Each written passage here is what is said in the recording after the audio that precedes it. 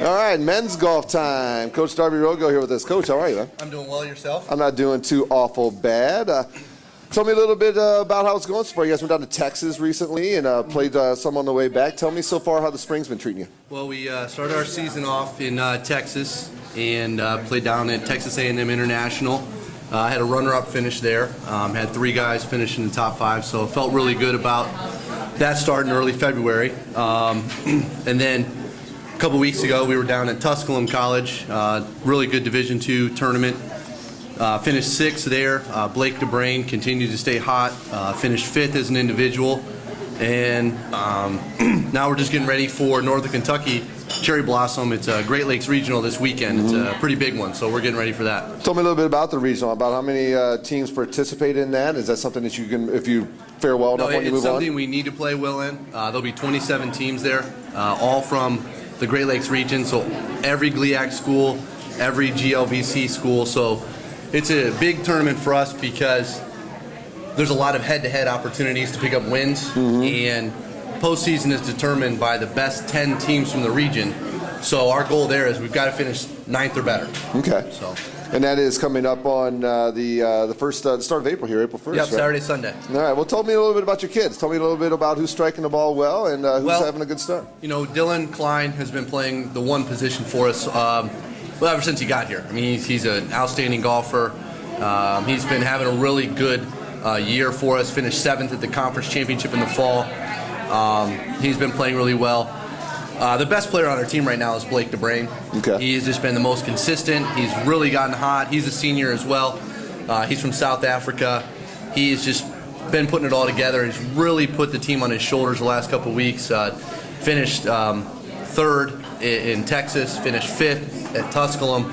So those 2 guys have really been our catalysts. We've also got Tyler Moranville, who's a freshman, who has stepped in. In my estimation, he will be freshman of the year, barring any, mishaps. He finished 10th at the conference championship. He's been playing well. John Klein has been in the lineup. He's done a great job for us. He's been solid. Jason Crow's been solid for us.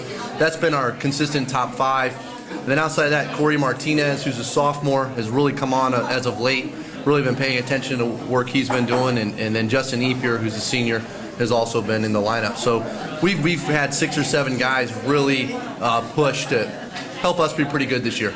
Were you expecting that out of those 6 or 7 guys coming in this year? I was. The front freshmen, you kind of know what you got, but everything's different when you get to the collegiate level. Right. Tyler is one of the most touted recruits that I've ever had, and I really think before it's all over and done with, he's going to be really, really special. I expected great things out of Dylan because he's been so consistent. I expected great things out of Blake because, when we brought him here, he was a transfer 2 years ago. I knew that he was going to contribute right away.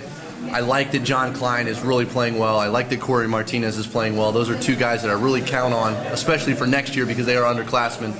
And then Jason Crow is a 5th-year senior, has just been solid his whole career. So I knew going into the season we had a good lineup. It was just a matter of if I didn't screw them up too much, we'd be all right. Well, you spoke a lot about the positives. What's the kind of things you can put your finger on that the kids need to improve on the most? Well, I'll tell you right now, what's killing us is putting. Yeah.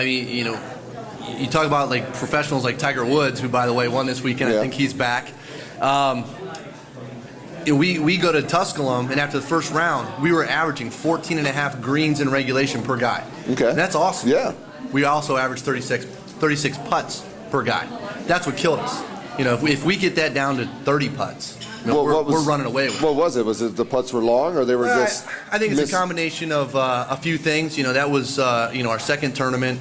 We hadn't been outside as much as we'd have liked. Fast greens, tough hole locations. It all comes together, and I watched a couple of guys be very hesitant over 6-footers because they didn't want to 3-putt from 6 feet instead of being aggressive, and so maybe part of it was a mental block. But we've been working very hard the last couple of weeks, and I think we're going to be really ready to go this weekend.